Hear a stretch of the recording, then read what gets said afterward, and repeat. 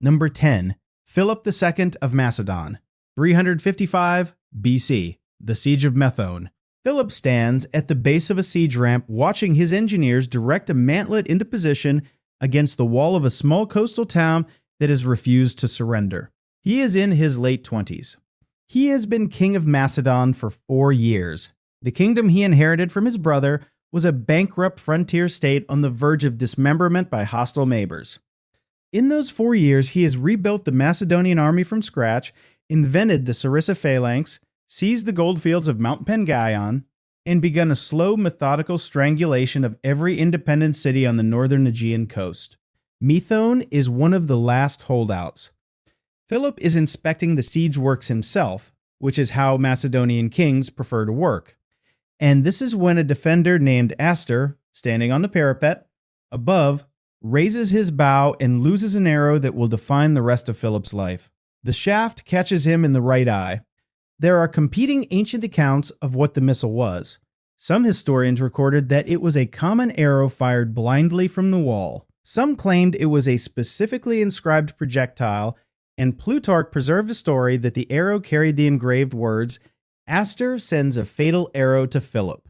The king survived. Philip returned fire, according to that same legend, with an arrow of his own that read, "Philip will hang Astor when he conquers the town."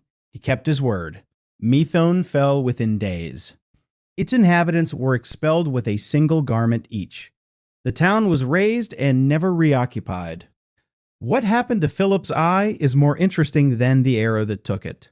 The royal surgeon, a physician named Critobulus of the Asclepiad Medical School, was called to the wound. His work is one of the earliest documented ophthalmic surgeries in the ancient world. He used a specialized spoon-like instrument called the spoon of Diocles, designed to hook around an embedded arrowhead and draw it out along a controlled track without shredding the surrounding tissue. He extracted the shaft, cleaned the socket, and stitched it closed. Infection set in, as it always did in classical surgical wounds. Critobulus changed the dressing daily for weeks and treated the site with herbal preparations. Philip survived. He was left with a permanent scar disfiguring his eyebrow and a hollow socket where his right eye had been. The wound became a psychological wound as well. According to Demetrius, the king would fly into a rage whenever the injury was mentioned in his presence. Court flatterers even took to wearing bandages over their own eyes to console him. And here is the part that belongs on this list. Philip had 21 more years of war ahead of him. In those years, he took at least 4 more serious wounds documented by historians. His collarbone was broken. His leg was shattered by a lance thrust that left him with a permanent limp. His hand was maimed. And through all of it, he continued to command from the front, invented the combined arms doctrine that his son would later carry to the Indus, and defeated the combined armies of Athens and Thebes at Chaeronea in 338 BC. To become the master of Greece, he was killed at 46 in a palace corridor by an assassin's dagger, not by any of the wounds the ancient world had inflicted on him. In 1977, the Greek archaeologist Manolis Andronikos excavated tomb 2 at Vergina, believed by many to be Philip's own tomb. Among the finds was a frontal bone bearing the trace of a missile wound in exactly the location where Critobulus had operated.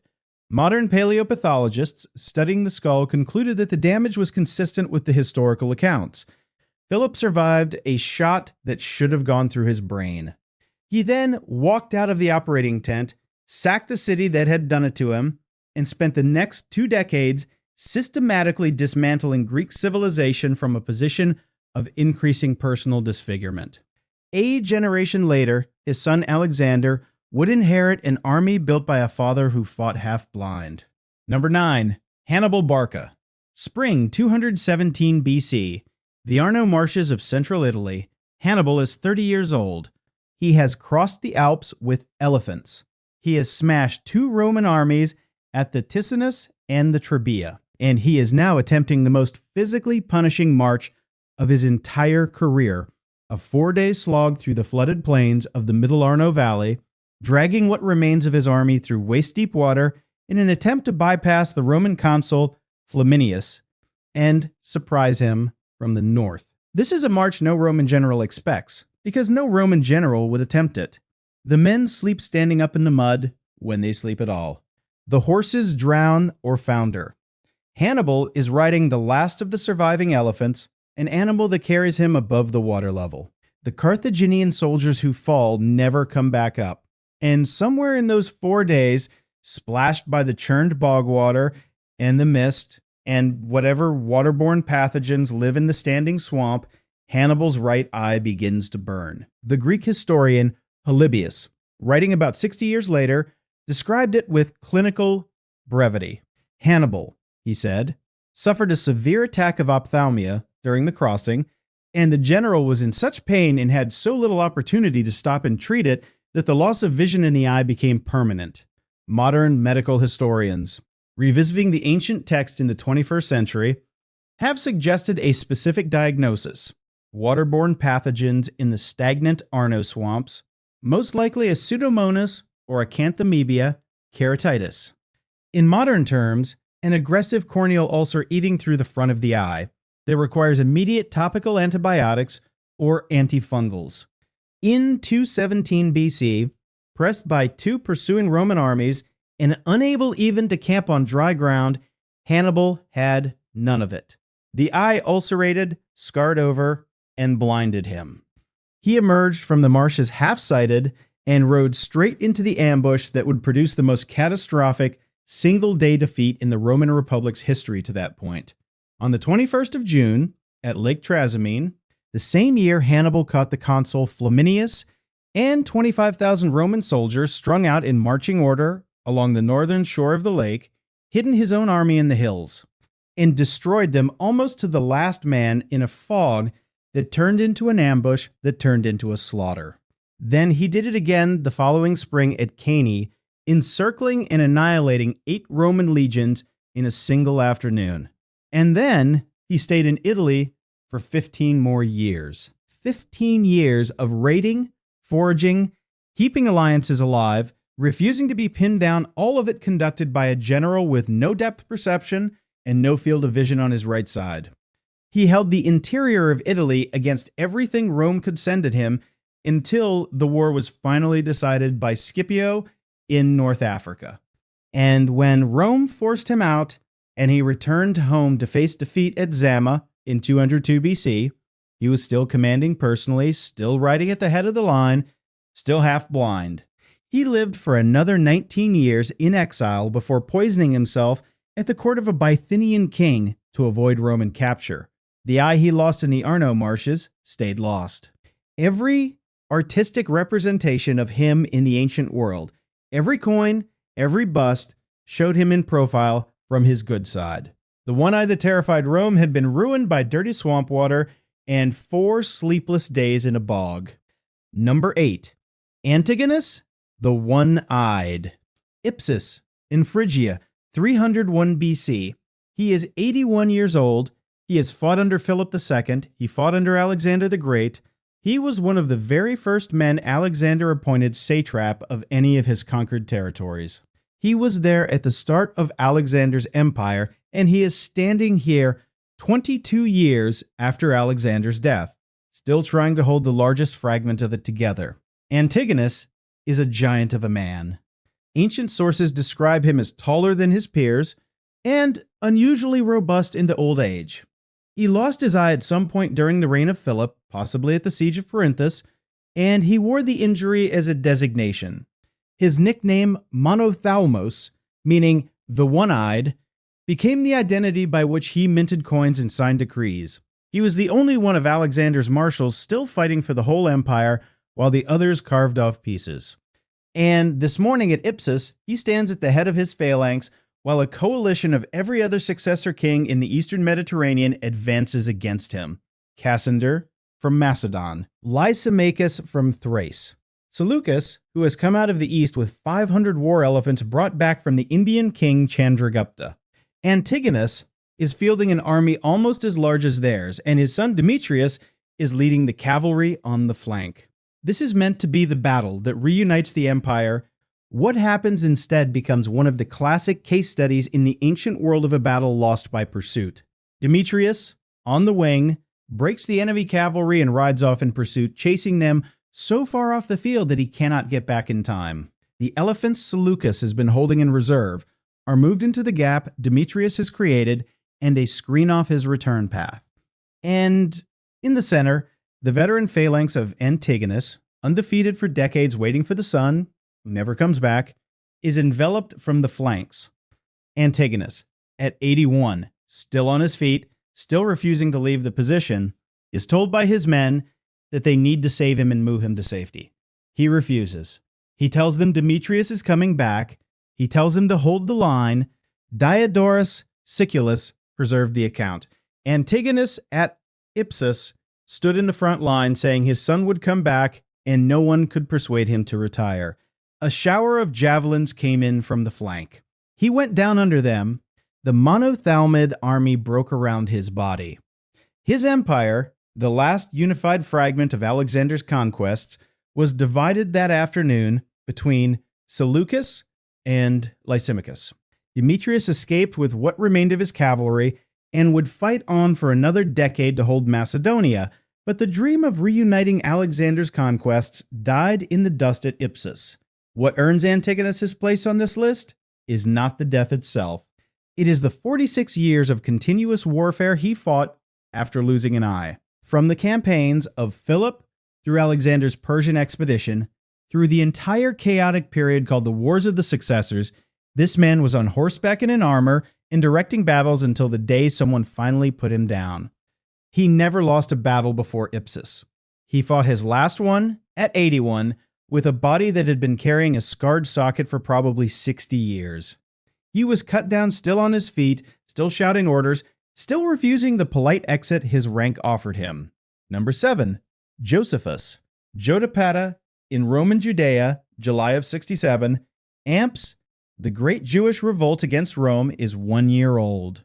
The revolt has been going badly. Vespasian, the newly appointed Roman general in Judea, has laid siege to the hilltop town of Jotapata for 47 days. The Jewish commander of the town, a priestly aristocrat named Joseph ben Matthias, has held it beyond all reasonable expectation. Roman engineers have finally overtopped the walls. On the 47th day, a Jewish deserter tells Vespasian that the sentries fall asleep in the pre-dawn watch. Roman soldiers scale the ramp in the darkness, silence the guards, and pour into the town. What follows is a massacre so total that only the dead remain to tell it. And in the middle of it, Joseph ben Matthias, better known to history as Flavius Josephus, escapes with 40 companions into a cave beneath the town. This is where the story becomes one of the strangest survival narratives in the ancient world. The Romans discover the cave. Vespasian sends a message down offering Josephus safe conduct if he surrenders. The other 40 men in the cave will not hear it. They have watched the massacre above. They know what Roman occupation of a rebel city looks like. They swear a suicide pact. They will kill each other rather than be taken alive. Josephus, in his own account, written years later, in Rome describes what happened next with the kind of self-flattering circumlocution that has made his reputation contested for 2,000 years. He proposed a lottery. Each man would draw a lot in a fixed order. The man drawn first would be killed by the man drawn second, the second by the third, and so on down the line until only one remained and that last man would take his own life. It sounded fair. It sounded orderly. It sounded like the honorable soldier's death these men wanted. And there are two versions of what happened next. In the version Josephus wrote for his Roman patrons, divine providence arranged that Josephus and one other man were the last two, standing after 39 men had killed and been killed in the correct order. He then persuaded the last remaining companion that suicide made no sense when surrender might mean survival. They walked out of the cave together and gave themselves up. In the version preserved in a later Slavonic manuscript and hinted at by his contemporary critics, Josephus counted the numbers cunningly, arranged the sequence so that he would occupy a survival position, and colluded with one conspirator to make sure that both of them walked out alive. Both accounts agree on the outcome. 39 men lay dead in a cave beneath Jotapata. Josephus walked into a Roman military camp in chains. And then he did something that no ordinary prisoner would ever do. He asked to see Vespasian. And when he was brought before the Roman general, he prophesied that Vespasian would one day be emperor of Rome. It was an outrageous claim from a captive rebel. Vespasian kept him in chains, but did not execute him. And in 69 AD, 2 years later, the year of the four emperors, Vespasian did in fact become emperor.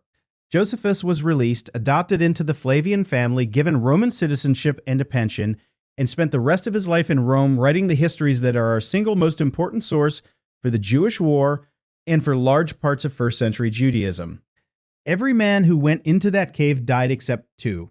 The one who came out of it walked away from a suicide lottery, walked away from a mass execution, walked away from the fall of Jerusalem, walked away from the destruction of the Second Temple, and walked into the household of the imperial family that had done all of it. The last man standing at Jotapata became the historian who wrote the whole thing down. Number 6, Xiahou Dun, 198 AD.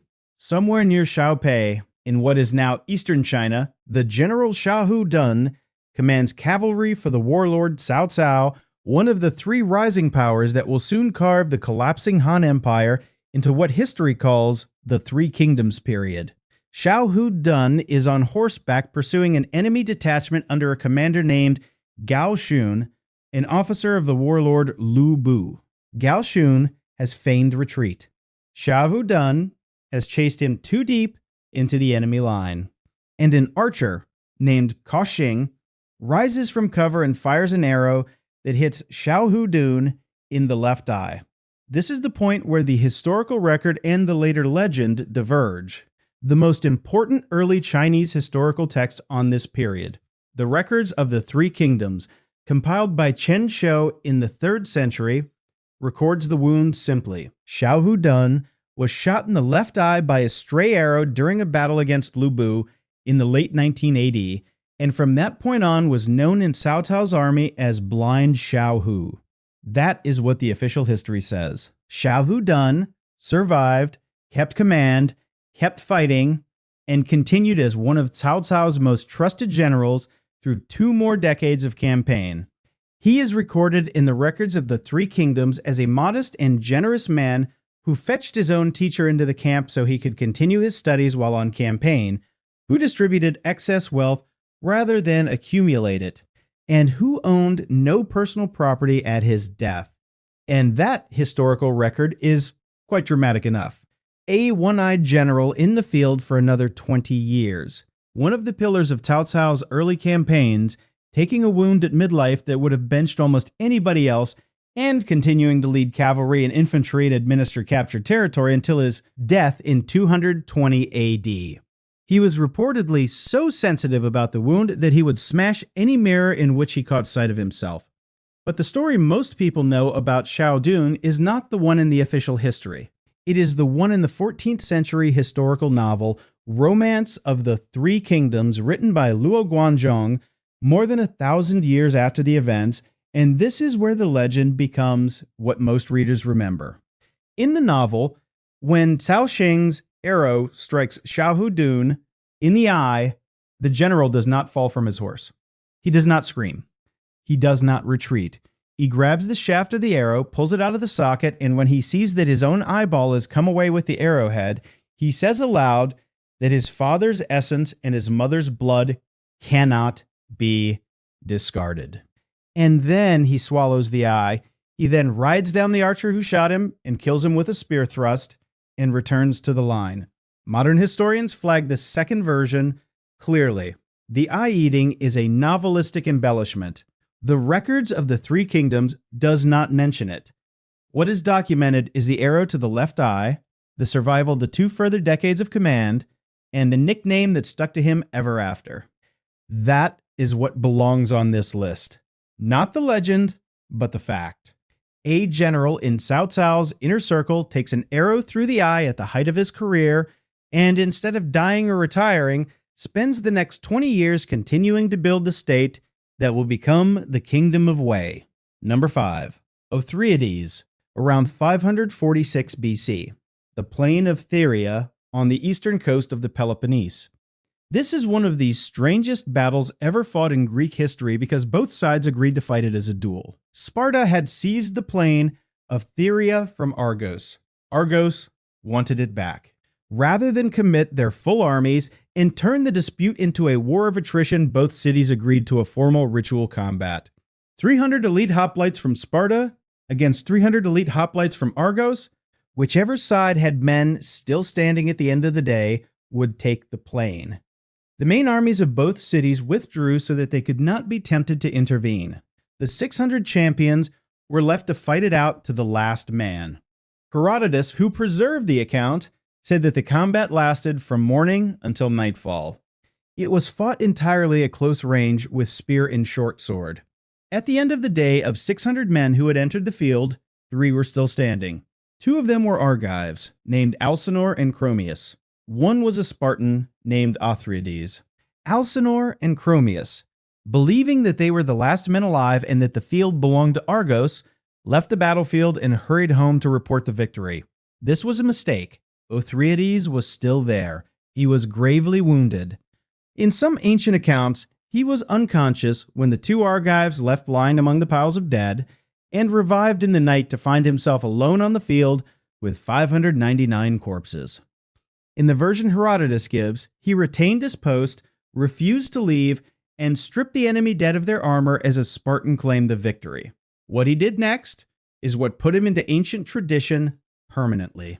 He gathered the shields of the fallen Argives and stacked them into a battlefield trophy, a tropion, dedicated to Zeus. And then, according to sources including the Suda and Valerius Maximus, he wrote an inscription on the trophy in his own blood, dedicating it to Zeus, the guardian of trophies. He signed his name in blood beneath the words. The next morning, both armies returned to the field, and 2 versions of the outcome collided. The Argives, citing the return of their 2 survivors, claimed victory on a head count. The Spartans, pointing to the trophy Othryades had raised on Argive ground, cited possession of the field. Both sides could not accept the ambiguity, and the ritual duel escalated into the full-pitched battle it had been designed to prevent. The Spartans won that second engagement. Thyrea passed to Sparta, and Othryades, according to Herodotus and Plutarch, took his own life on the field of Thyrea rather than return home as the sole survivor of the 300 chosen champions. The Spartan warrior code did not permit survival when your comrades had died. So, the man who had refused to abandon the field, who had stripped the enemy dead, who had raised the trophy and signed it in blood, went back to his position on the battlefield and killed himself among the men he had lived to bury. His story reshaped the customs of both cities. The Argives passed a law that men would shave their long hair and women would refuse to wear gold ornaments until Thyrea was recovered. The Spartans, who had not previously worn long hair, adopted the custom and made it a requirement for adult men commemorating the victory Othryades' trophy had won for them. His body was buried on the field. His name entered a category of Greek folk memory reserved for the ones who wrote in blood. Number 4. Cynegirus, 12th of September, 490 BC. The beach at Marathon north of Athens. The Persian expeditionary force sent by Darius I to punish Athens for backing the Ionian revolt has been defeated in the plain above. The Persian army is breaking. The heavy Athenian hoplites, unexpectedly aggressive in the initial charge, have driven the Persian wings back and folded them in on the center. Now, the Persians are running for their ships, pulled up on the sand at the north end of the plain, and a knot of Athenians is running with them trying to prevent the ships from putting out to sea. Among these Athenians is Cynegirus, son of Euphorion, of the noble Eupatridae family of Attica. His brother Aeschylus, a fellow hoplite in the same phalanx, that day is fighting somewhere else on the beach. Aeschylus will later become the founding tragedian of Athenian drama, the man who invented the form Shakespeare inherited. But right now, on the beach, both brothers are still just soldiers, and Cynegirus catches up with a Persian trireme that has begun to push off from the shore. The stern of the ship is above his head. The crew is already on the oars. The vessel is starting to move. Cynegirus grabs the ornamental carving at the stern, called an aphlaston, with both hands and hangs on with the full weight of his armored body, trying to keep the ship on the beach until reinforcements can arrive. This is a decision that lasts perhaps 5 seconds in real time. A Persian sailor on board takes an axe and swings it down at his hands. Herodotus, the earliest source, records the death in a single clean line. Cynegirus, the son of Euphorion, while taking hold there of the ornament at the stern of a ship, had his hand cut off with an axe and fell. That is Herodotus. Later Roman tradition, especially through the historian Justin, elaborated it. In that version, when the axe severed Cynegirus' right hand, he did not let go. He grabbed the stern with his left hand instead. When that hand was severed too, he seized the ship with his teeth and hung on until they killed him. That later version is almost certainly embellishment. Herodotus, closer to the event, gives the plainer account. Either way, he did not survive. What makes Cynegirus number 4 on this list is not survival in the usual sense. He died on the beach at Marathon, but he survived the wound long enough to become a foundational Athenian legend. The scene of him gripping the Persian ship was painted onto the Stoa the painted porch, in the Athenian Agora within a generation of the battle. It was one of the images every visitor to Athens saw. The Roman sarcophagus at Brescia, believed to be based on that lost painting, preserves the scene: a Persian on the deck, lifting an axe, an Athenian on the beach with his hand clenched around the stern. The importance of the moment was not the killing. It was the refusal to release. It was the specific act of a man who had watched Persia sail across the Aegean to sack his city, who had seen his friends die in the plain that afternoon, and who was prepared to hang on to a fleeing warship by his fingertips until the axe came down. His brother Aeschylus, who saw the whole battle from close by, would go on to write the earliest surviving European drama, The Persians, in 472 BC, which dramatized the eventual Greek victory at Salamis. When Aeschylus wrote his own epitaph decades later, at Gela in Sicily, he did not mention any of his plays. He mentioned only that he had fought at Marathon and that the Persians would remember him. He wrote nothing about Cynegirus at all. He did not have to. His entire audience already knew. Number 3. Alexander the Great. Winter of 326 into early 325 BC. Somewhere in the Punjab, at the walled town of the Mali tribe near the Ravi River. Alexander is 30 years old. He has crossed the Hellespont, marched to the Nile, taken Persepolis, walked out of the Bactrian mountains, and beaten King Porus at the Hydaspes. His army has just mutinied at the Hyphasis River, refusing to go any further east into India.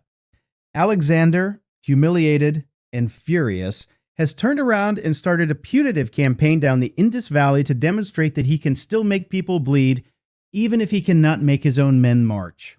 The Mali capital is one of the targets. His army begins the assault in the standard way: ladders against the wall, massed archery against the ramparts, rams against the gate, and Alexander, as always, is at the front. In the first wave, he is impatient because his own soldiers are hesitant to press. According to Arrian, the definitive ancient biographer of the campaign, Alexander seized the ladder himself, ran up it with 2 bodyguards behind him, and reached the top of the wall.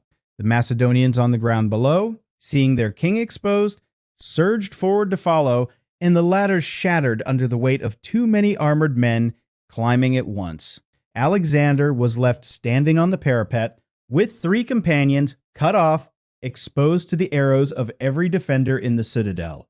Behind him, his army below could see him but could not reach him.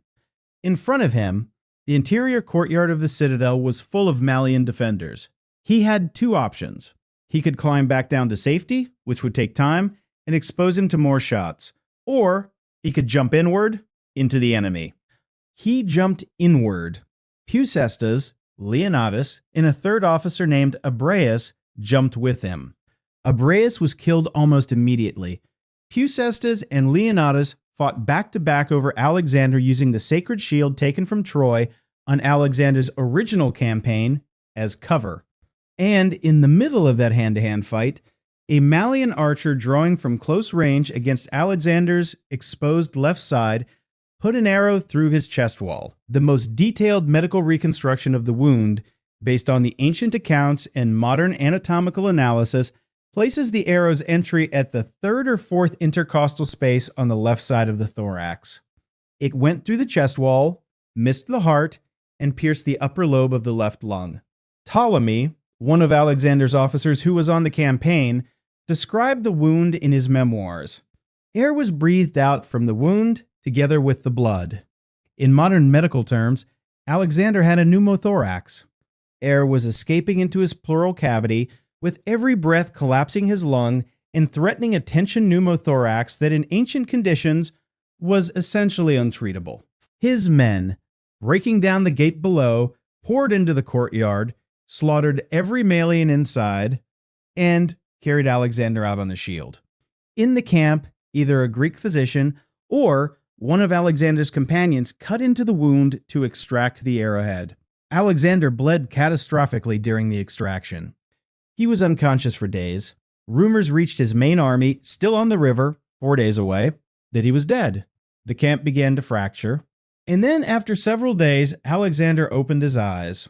He recovered enough to be moved to a boat on the river. When the boat came within sight of the main army, he had himself lifted so that his men could see him. A groan went through the army because they thought he was a corpse. And then Alexander lifted his hand and waved. According to Arrian, the noise the army made when they realized he was alive was audible for miles. He never fully recovered. Modern medical analysis of the sources suggests that the lung injury left him with chronic respiratory compromise, reduced vital capacity, and vulnerability to infection. Some historians argue that the wound at the Mali citadel contributed directly to his death in Babylon in 323 BC, 2 years later, from a fever that a healthy 32-year-old should have shaken off. The Mali campaign was Alexander's last major assault. He never again led a wall storming personally. His officers, when they finally got him back to camp, told him bluntly that he had almost killed the entire expedition through personal recklessness. He listened and, according to Arrian, said nothing back. Number 2, Marcus Sergius Silus. The Second Punic War, sometime between 218 and 202 BC. He is a Roman military officer of the middle rank, a man whose exploits would be almost forgotten if not for a single passage in Pliny the Elder's Natural History. Written more than 250 years later, Pliny opens the passage with a sentence that ranks Marcus Sergius above every other man in Roman history for physical resilience in war, which is not a small claim, and then explains why. In his second campaign, Sergius lost his right hand. Consider the implications of that for a Roman legionary of the 3rd century BC. The gladius, the short stabbing sword, was carried in the right hand. The shield, the scutum, was carried in the left. A man who lost his right hand was by any reasonable definition finished as a combat soldier. He could not swing a sword. He could not throw a pilum. He could still eat, and he could still speak, and if he had land, he could still farm it, but he could not fight in the line. Except that Marcus Sergius had a mechanical hand forged for him out of iron, and he attached it to his right stump, and he strapped his shield to that iron hand, and he went back into the field. This is the first documented use of a functional prosthetic limb in Western history.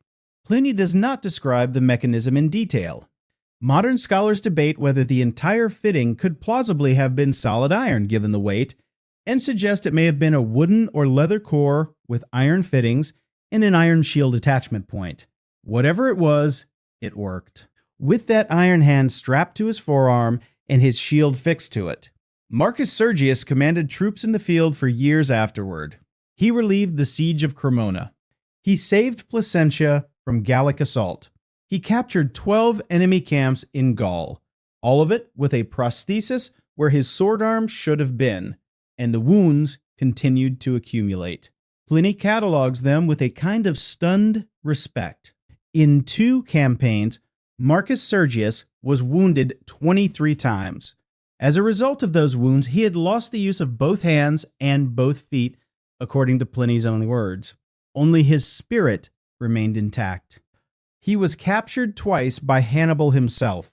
He escaped both times. During his second captivity, he was kept in chains every single day for 20 months and still found a way out. He fought 4 battles using only his left hand. On 2 separate occasions, horses were killed under him in the middle of combat, and when he became praetor in Rome, and his colleagues in the College of Magistrates tried to disbar him from performing the state sacrifices, on the grounds that a physically maimed man could not properly execute the ritual, he stood up in front of them and made a speech listing everything he had done and dared them to strike him from the rolls. They did not. His speech, which Pliny cites as still available in his own day, was the confirming document for the exploits Pliny lists. And then, in a final line that has haunted every historian who reads the passage, Pliny cannot resist, adding that Marcus Sergius' great-grandson was Catiline, the conspirator whose plot against the Roman Republic in 63 BC was exposed and crushed by Cicero. The grandson brought the family name into disgrace, but the great-grandfather, Pliny, says cannot be surpassed by any other man in Roman history. A soldier who lost his sword hand, forged a new one, out of iron, strapped a shield to it, and used it to break sieges and take fortified camps. A man who was captured by Hannibal twice and escaped him twice. A man who was wounded 23 times over, 2 campaigns, and when told he was too maimed for sacred duty, told the College of Priests to their faces to try and stop him. Number 1. Cassius Scaeva, 10th of July, 48 BC. A partial fortification near Dyrrhachium, on the Adriatic coast of what is now Albania, Julius Caesar has crossed the Adriatic in winter to open a second front against Pompey. His force is outnumbered, undersupplied, and running short of food. Caesar has attempted to seal Pompey's larger army inside a system of siege lines constructed across the coastal hills. Pompey, refusing to be pinned, has been probing the fortifications for weak points for weeks. On this particular morning, he identifies one. A cohort of Caesar's 6th Legion, roughly 480 men, is holding a redoubt at the extreme edge of the line, a small fort with a rickety wooden gate positioned on a redoubt above a coastal path. The senior centurions of the cohort are already dead or incapacitated from earlier fighting. The remaining centurion, taking command of the whole unit by default, is a man named Cassius Scaeva. He is a veteran. He has served under Caesar since Gaul. He trained with professional gladiators in his off-duty hours, which was considered eccentric even by legionary standards. And this morning, Pompey directs a mass assault against Scaeva's position. The ancient sources disagree on the exact scale of the attack. Some say a full legion of Pompey's troops came against the single cohort. Some say 4 legions came against 3 cohorts. The lower estimate is dramatic enough. Somewhere between 30,000 and 130,000 arrows, according to competing ancient counts, were shot into the redoubt during the course of the fighting. And Cassius Scaeva stood at the gate of that redoubt and did not step back. The first missile that hit him in the face was an arrow that pierced his eye. Almost any soldier of that century would have fallen out of the line at that point. Scaeva reached up, pulled the shaft out with his own hand, threw it aside, and kept fighting. Suetonius, writing a century later, described it in a single compressed sentence that became the ancient world shorthand for battlefield endurance. Blinded in one eye, wounded in the thigh and shoulder, and with no fewer than 120 holes in his shield. The 120 holes is not embellishment. That is a specific artifact that was taken to Caesar himself after the battle. Scaeva's shield, when the fighting broke off and the attackers pulled back, was so densely stuck with arrows that the wood could barely be seen. It had 120 arrow holes bored through it.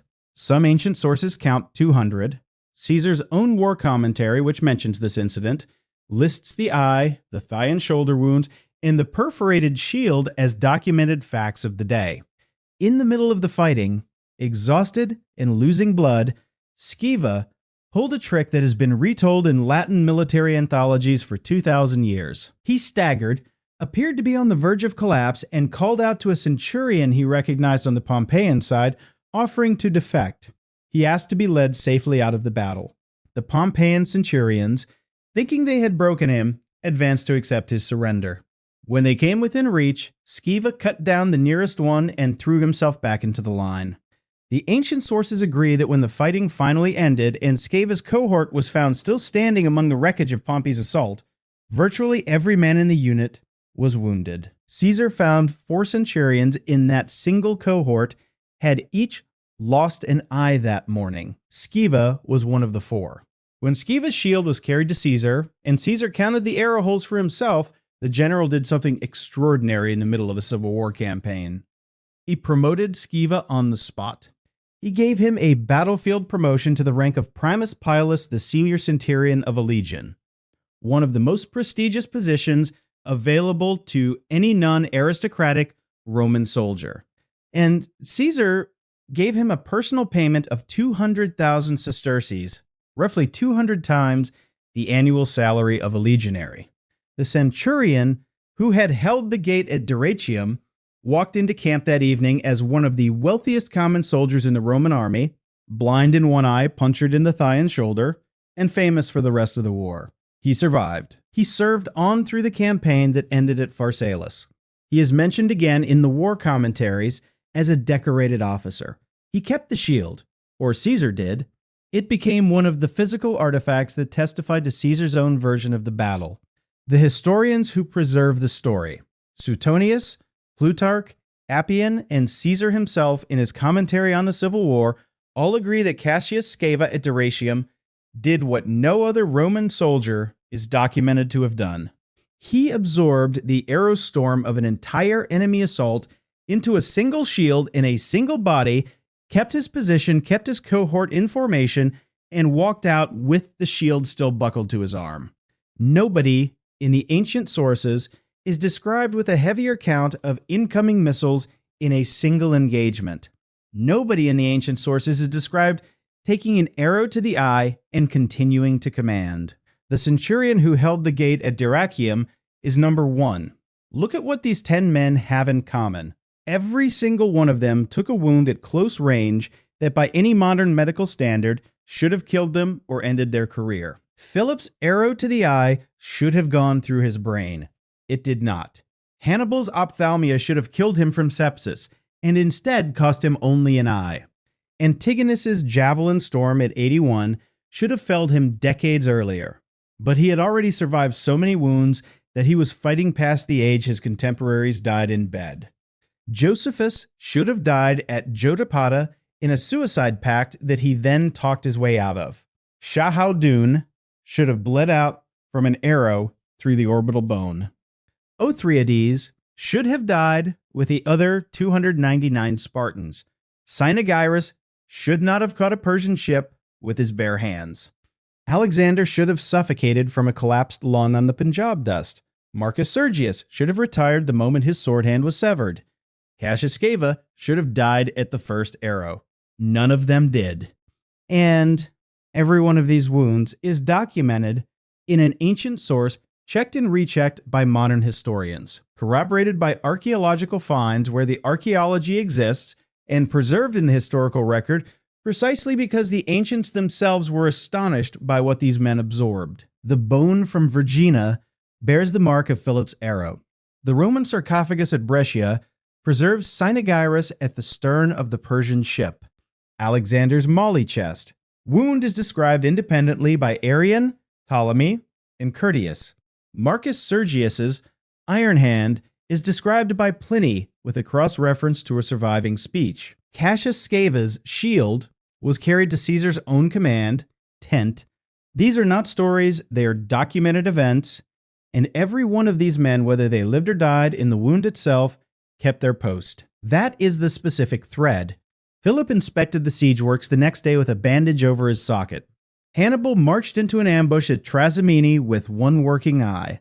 Antigonus stood in the line at Ipsus, refusing to be moved to safety. Josephus walked out of the cave.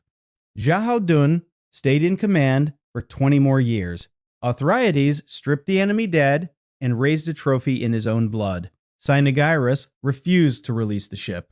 Alexander waved from the boat. Marcus Sergius forged a hand and went back to war. Cassius Scaeva pulled the arrow out of his own eye and stayed at the gate.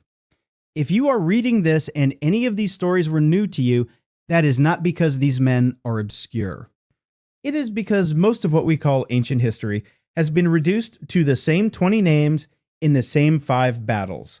There are hundreds of accounts, like the ones in this ranking, buried in Herodotus and Polybius and Chen Shou and Livy, waiting for anyone willing to read the primary sources. If you want more of them, hit that like button, hit subscribe, and turn on notifications so you never miss the next one. Leave a comment telling us which of these 10 men you had not heard of before.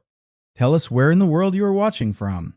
Our community reaches every continent, and every viewer who shows up here is keeping these names in circulation 2,000 years after the wounds should have ended them. Thank you for watching. We will see you in the next video.